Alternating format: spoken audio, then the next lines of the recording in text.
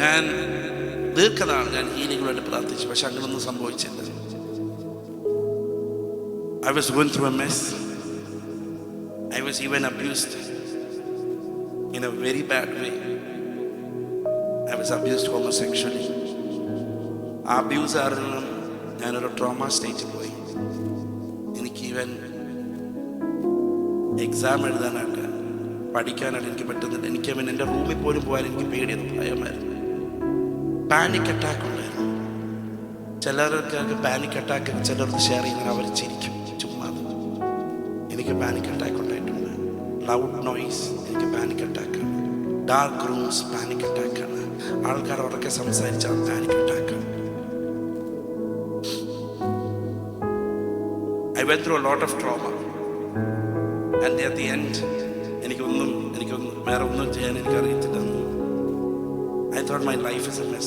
I'm a failure. I tried committing suicide 3 times.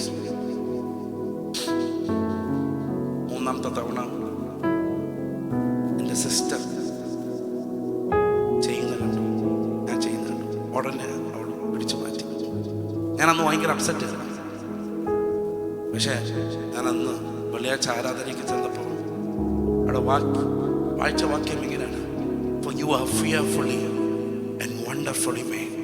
നിന്നെ അത്ഭുതവും അതിശയമായിട്ട് നിർമ്മിച്ചു. ഇന്ന് ലോകം നിന്നെക്കുറിച്ച് എന്ത് പറഞ്ഞാൽ that's not what it matters. Today listen to the voice of truth that tells you a different story. Your college, your colleagues, your family would tell all kinds of lies, but today I want you to tune into the voice of truth that tells you a different story, that tells you that you are precious. ഏതെങ്കിലും suicidal thoughts ഉണ്ടെങ്കിൽ, ഡിപ്രഷണൽ thoughts ഉണ്ടെങ്കിൽ യേശുവിന്റെ നാമത്തിൽ ഞാൻ അത് break ചെയ്യുവാണ്. ഇത്ര എൻ്റെ കൂടെ ഉണ്ട്.